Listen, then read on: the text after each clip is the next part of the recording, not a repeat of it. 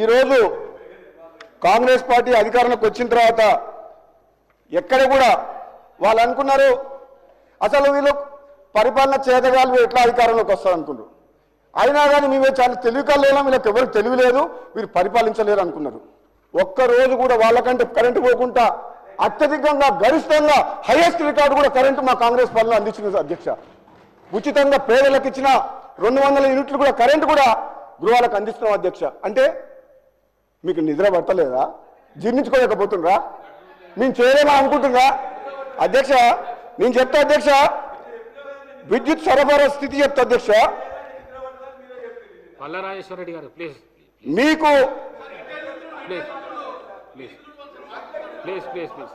Yadadri power plant విషయంలో కానీ మిగతా పవర్ ప్లాంట్ల విషయంలో కానీ రిన్యూవబుల్ ఎనర్జీ విషయంలో కానీ ఈ ప్రభుత్వం చిత్తశుద్ధితో పనిచేస్తుంది.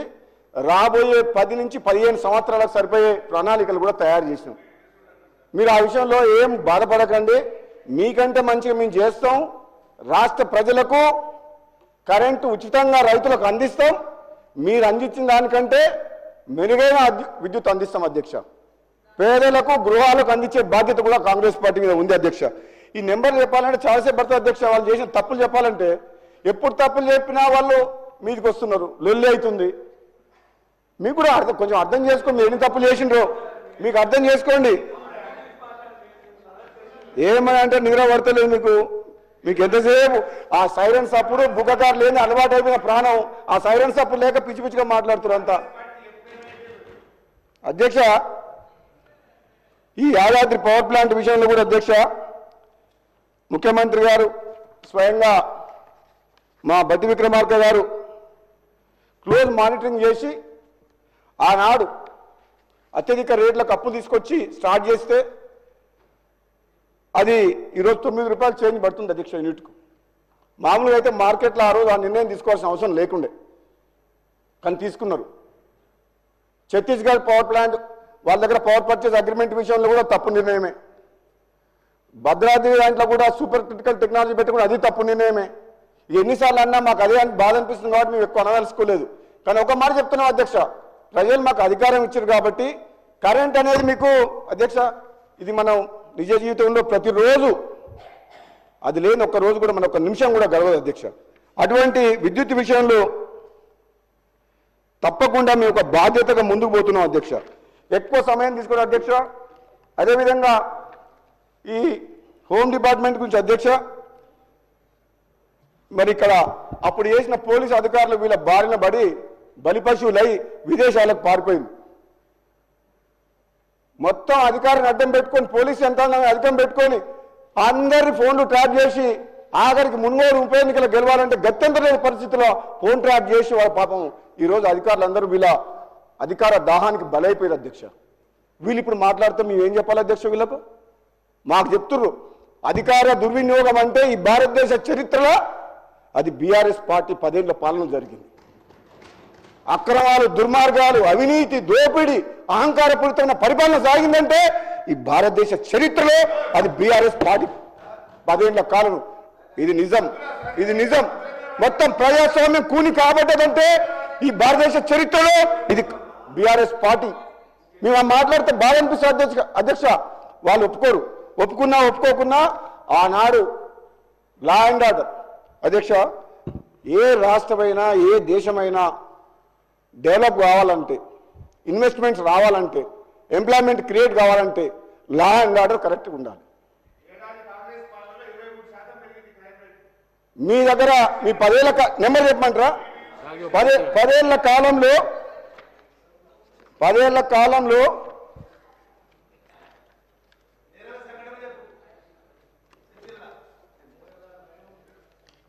నయం ఆస్తులన్నీ దోసుకున్నది వాళ్ళే కదా. అధికార లెక్కల ప్రకారం తెలంగాణ రాష్ట్రంలో 2014 నుంచి 2023 వరకు 8,742 హత్య కేసులు నమోదైన అధ్యక్ష. అదే కాలంలో 18,246 అత్యాచారం కేసులు, 1,30,521 దొంగతనాలు, 469 దోపిడీలు, 5,051 లూటీలు, ఇంకా బీఆర్ఎస్ నేతల ఒత్తిడితోటి ఎన్నో కేసులు రికార్డు కూడా చేయలేదు వాళ్ళు పోలీసుల ఒత్తిడితోటి.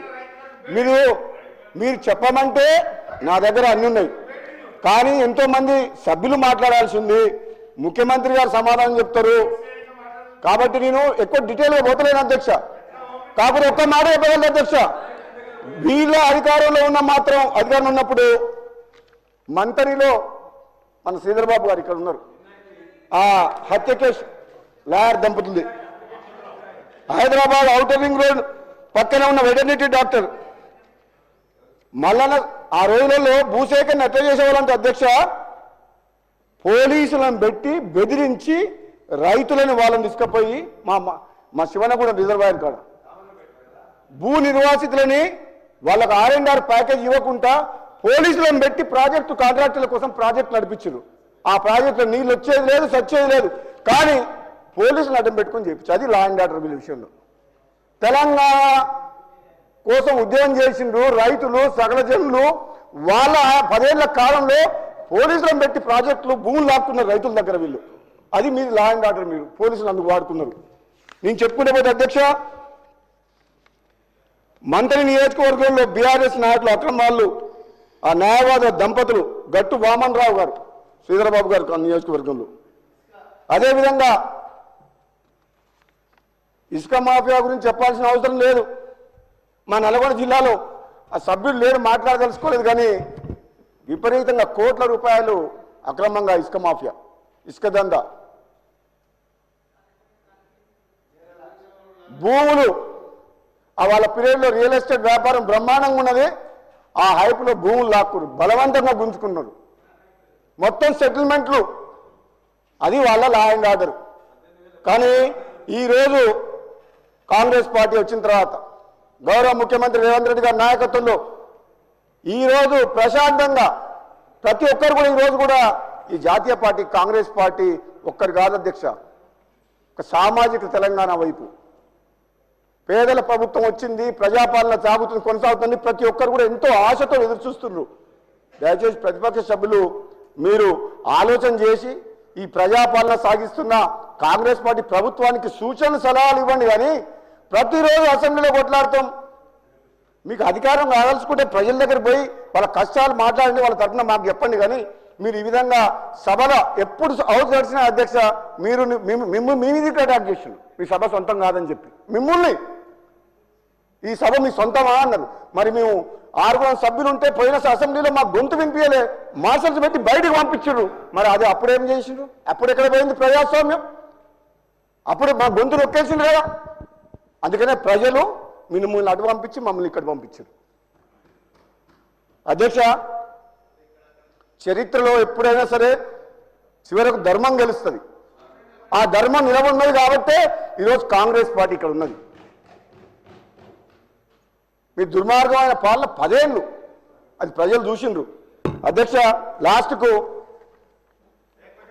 అధ్యక్ష, మేము ఒక నిన్న ముఖ్యమంత్రి గారు, మేమందరం ఇప్పుడు కూడా ముఖ్యమంత్రి గారు ఈరోజు మేమందరం ఒకటే మాట్లాడుకో అధ్యక్ష, వీళ్ళ గురించి ఎంత తక్కువ మాట్లాడితే అంత మంచిది.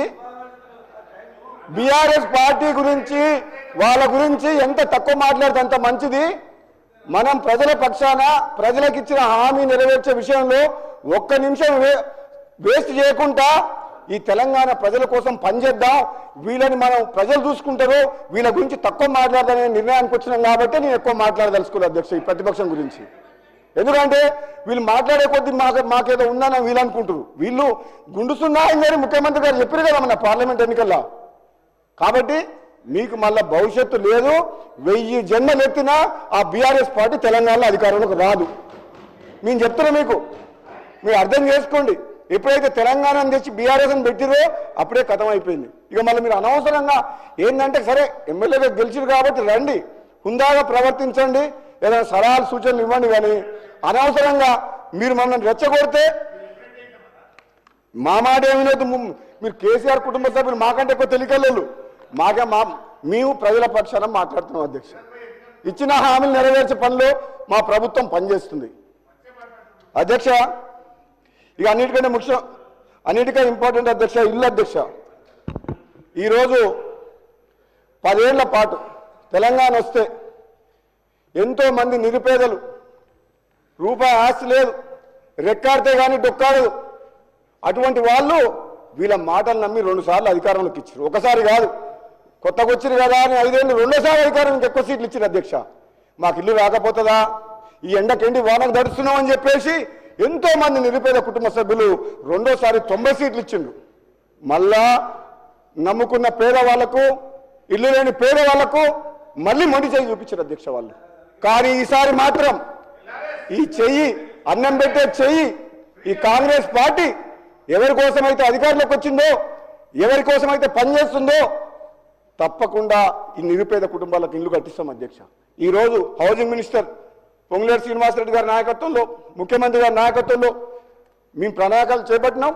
తప్పకుండా గ్రామాల్లో ఎవరైతే అర్హులైన నిరుపేదలకు తప్పకుండా స్థలం ఉండి, మొదటి ఫేజ్లో స్థలం ఉండి ఇల్లు లేని వ్యక్తులకు మాత్రం ఈ సంవత్సరం, వచ్చే సంవత్సరం, రాబోయే రోజుల్లో తప్పకుండా ఇల్లు కట్టిస్తాం అధ్యక్ష.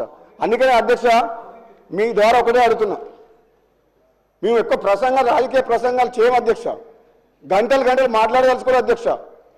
కాంగ్రెస్ పార్టీ ఇచ్చిన హామీలు తెలంగాణ ప్రజలకు మీ ద్వారా వీళ్ళు ఎంతో బదనాం చేస్తున్నారు అధ్యక్ష.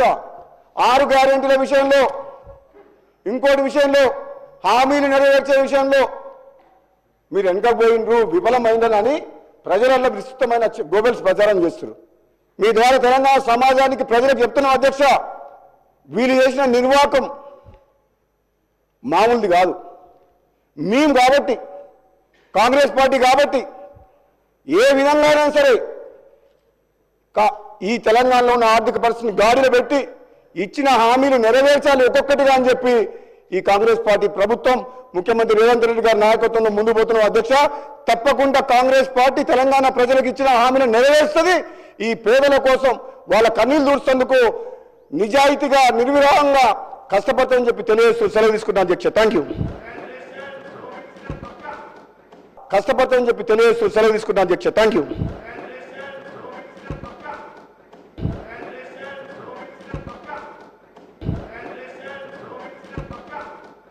కష్టపడతామని చెప్పి తెలియజేస్తూ సెలవు తీసుకుంటాను అధ్యక్ష. Thank you. కష్టపడతామని చెప్పి తెలియజేస్తూ సెలవు తీసుకుంటాను అధ్యక్ష. Thank you.